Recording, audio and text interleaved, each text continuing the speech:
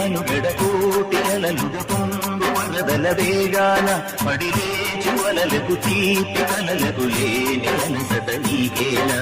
నల్ల నల్ల నెడలోన ఎల్ల కిల్ల పడ్డట్టున్న అల్లు మల్లు ఆకాశాల చుక్కలు అమ్మాయంటి జాబిల్లమ్మ అబ్బాయంటి సూర్యుడమ్మ ఇంటి దీపాలంట దిక్కులు